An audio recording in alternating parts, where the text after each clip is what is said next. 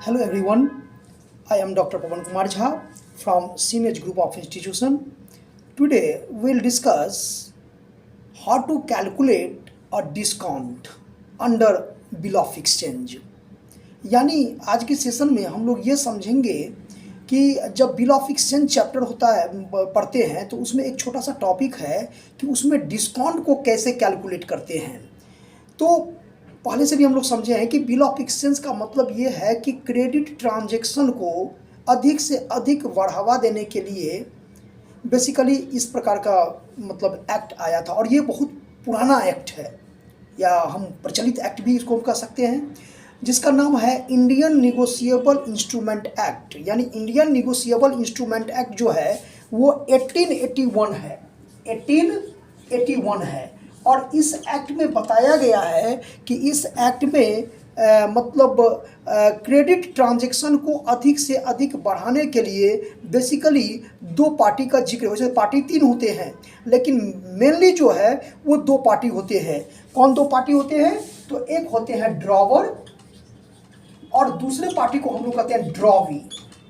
यानी ड्रॉवर वो पर्सन जो गुड्स सोल्ड करता है। अगर हम यहाँ पर एक एग्जांपल से इसको क्लियर करें तो आई थिंक अच्छा से हो जाएगा कि A sold goods to B, A sold goods to B.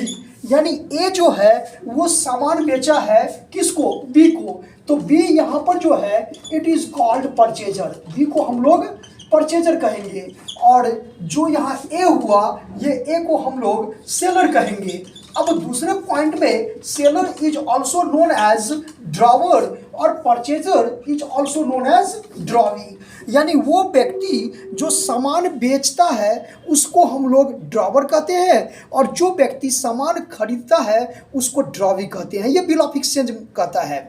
अब इसमें ड्रॉवर है कि वो चाहता है कि जो ड्यू डेट से पहले यानी जो टाइम दिया है, कौन देगा टाइम? तो जो सामान खरीदा है वो टाइम देगा पेमेंट करने का।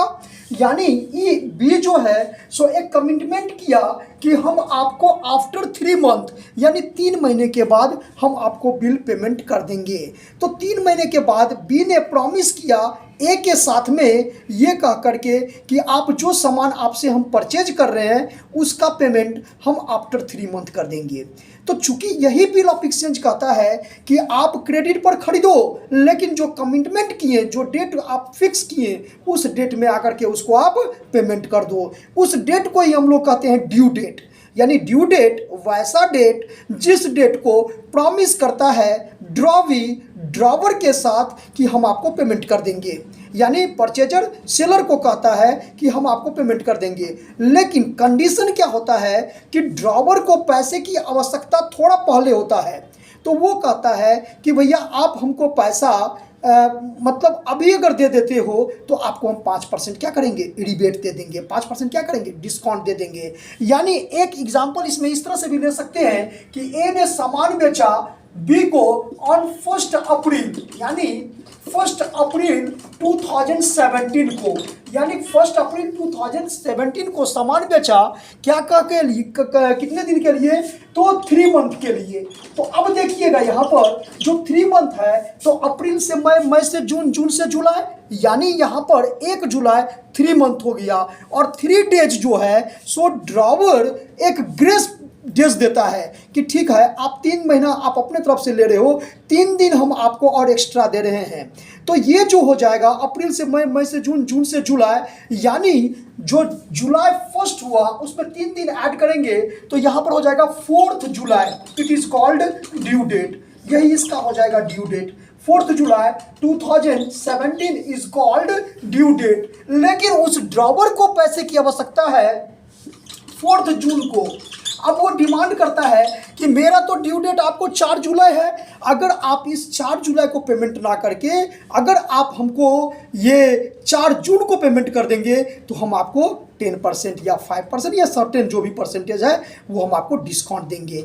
इसी टॉपिक को कहते हैं डिस्काउंट ऑफ अ बिल। यानी जो बिल पेमेंट करने का ड्यू डेट है उस ड्यू डेट से जितना दिन पहले दे देगा उतना दिन का ये कैलकुलेट किया जाता है। इस पीरियड को ही हम लोग discount of a bill period कहते हैं। Thank you all of you.